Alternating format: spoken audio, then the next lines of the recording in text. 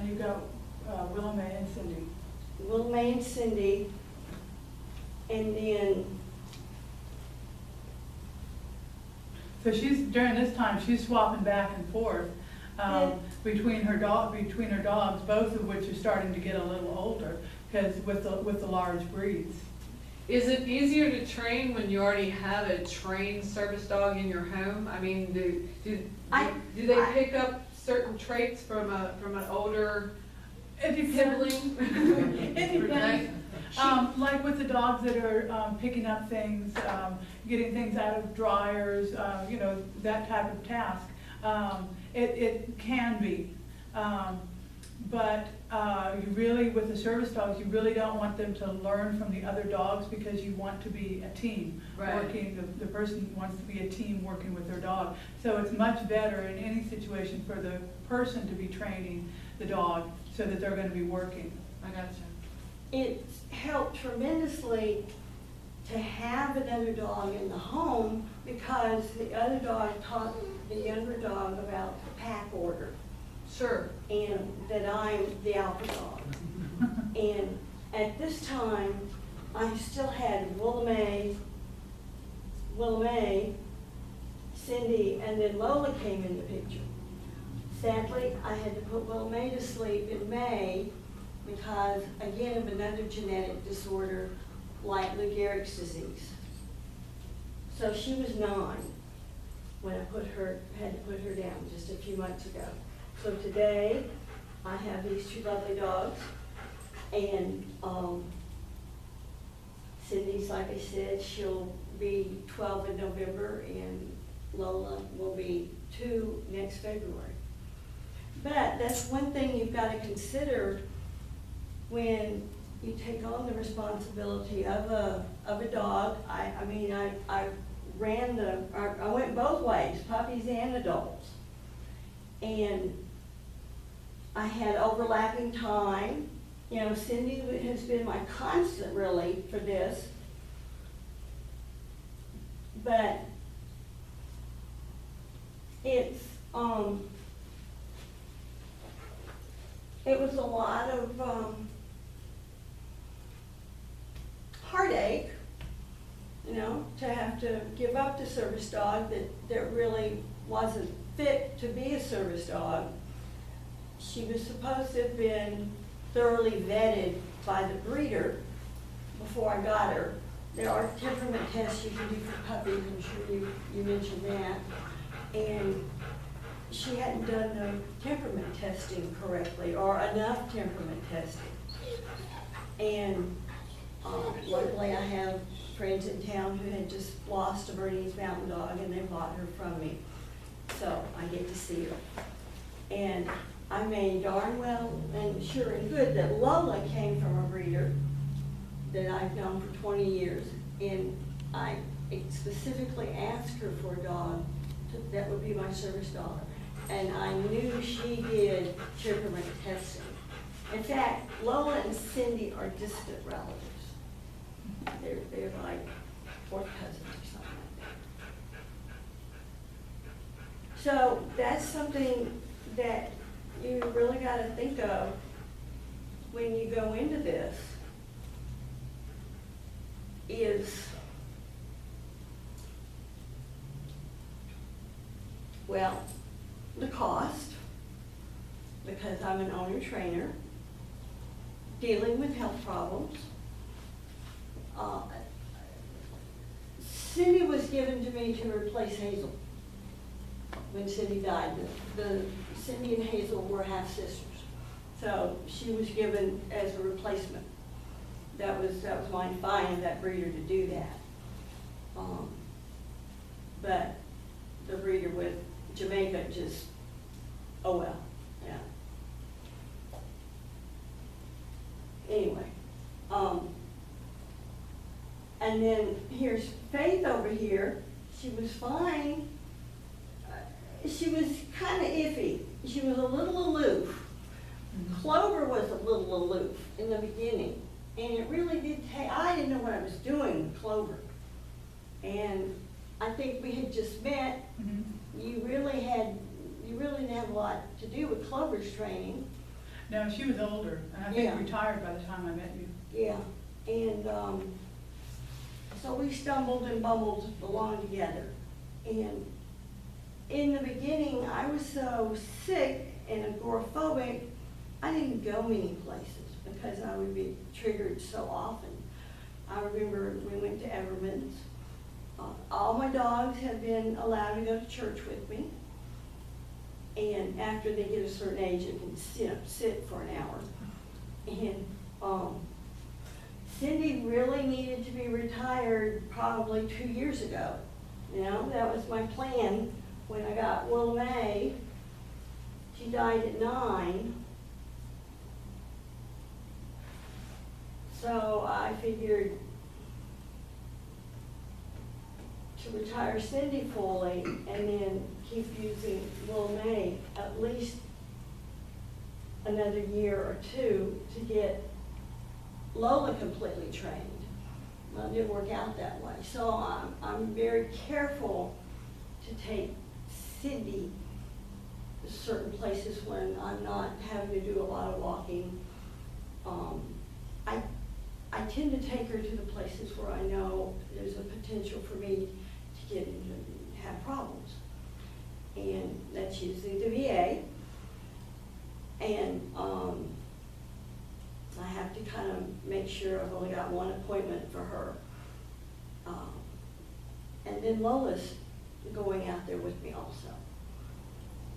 So it's been an interesting journey. Luckily I met Cindy when she was work study out of the VA, and I had Clover with me that day. Yeah. And she started talking to me about service dogs, and then I kept finding her when I'd go out there and talk more and more and more.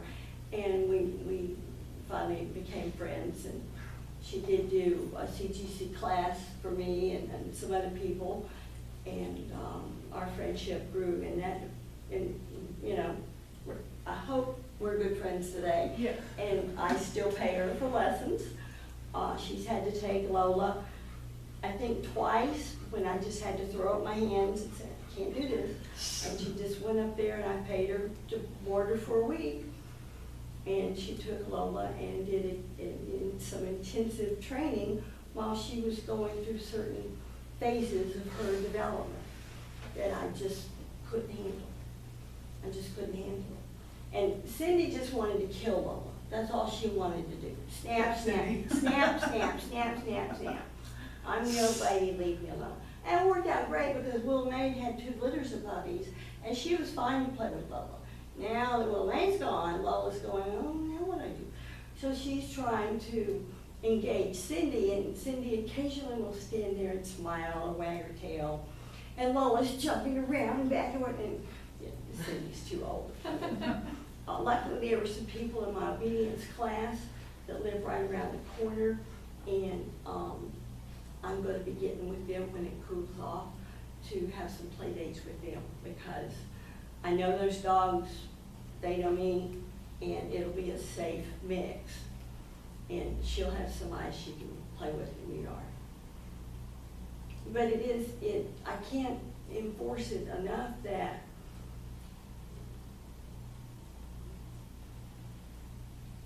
you've got to be brave when you take this step to be an owner trainer, because there are risks involved with getting any service dog. And to realize that, like I've had to do with Faith, she really wasn't going to make it. And I paid a lot of money for that dog. I didn't sell her for what I paid for, and I invested a lot of money in training and shots and 2 years of my life. And, she's just a house pet now. And she likes it, but she's overweight. She doesn't have good manners anymore. They love her to death. That's all that matters. Treating her good. They've settled down. Thank you. But it really has, I'll share one final thing and I'll sit down. When I first got my service dog, started using my dog as a service dog. Strange story, I went to my psychiatrist's office. I was so agoraphobic at the time, I couldn't go see my psychiatrist. I was still that sick. So I decided to take the dog. It was in like a 3-story house downtown, and they converted it into their business. And first couple of times, no problem. No vest, no nothing. The third time, the secretary called me over and said, look, Dr. So-and-so is afraid of dogs. If you're going to use this as a service dog, you better put a vest on her and call her service dog. And that's how my journey began. I went online and found a vest and put service dog, do not pet on her, and started doing my research as to what this meant. I stumbled on it completely by accident. I just knew I couldn't get out of the house and I needed help. And then, thank you, Lord, I got put on the right road. And I thought, okay, now I've got this dog, everything's gonna be cool. I'll go out, I'll be able to go to point A, B, and come home. It didn't work that way. The dogs are people magnets. Hadn't found me a guy yet, though. But they're people magnets. Oh, what a beautiful dog you have.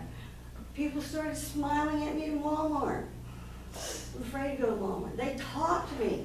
And it's amazing how it's helped me grow as an individual living with a mental illness, to have this kind of interaction with people. It's just what I need, you know, because there's scary people out there. And through the dogs, I've been able to overcome some of my anxieties.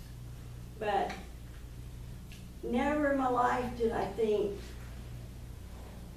that, you know, the dogs would, you know, that would have that effect on people. But it did, and it still does today. And I've gotten used to it, and if somebody goes with me, they hear me say the same thing over and over again, you know, what's the breed? What does this dog do for you? What's your disability? And I turn it around and I say, this dog helps me with a disability. Oh, what's your disability? Well, I prefer not to tell you, since I don't know you that well. So when I'm in the VA, I will tell other veterans that I have PTSD, and she's helping me with that. So I always do that at the VA. But other than that, the public doesn't know, and they'll say, "Oh, well, you're not blind." I get out of the car, I'm driving, and all this. And I go, yeah,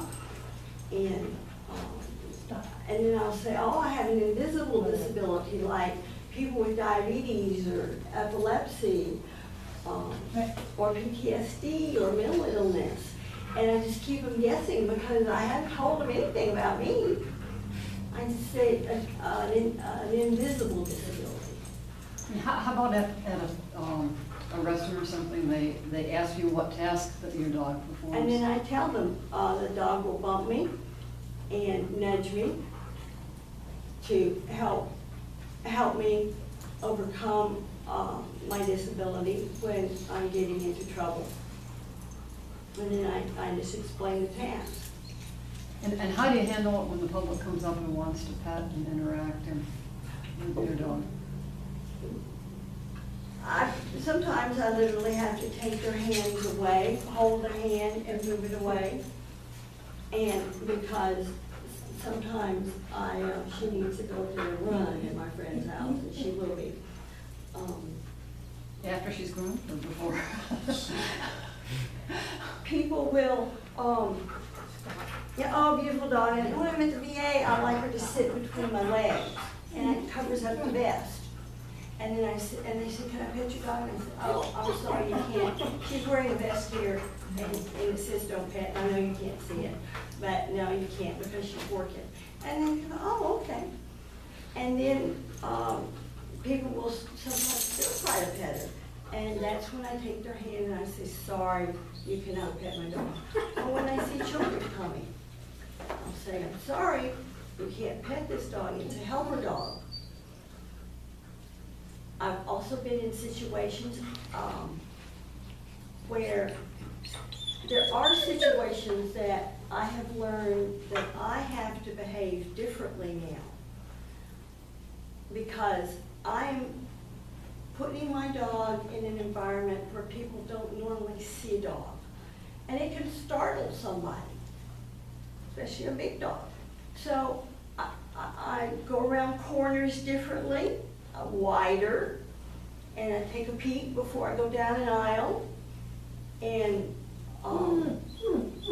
the elevator, especially at the VA, I back up after I push the button and put the dog in a sit position. I hold the dog very tight on the leash when we're in a crowd. I'm teaching Lola with hand signals. Moving, when I want to move to the right, I'll do this with her nose to the right and then to the left. And I have to put up with, in certain places, certain groups of people,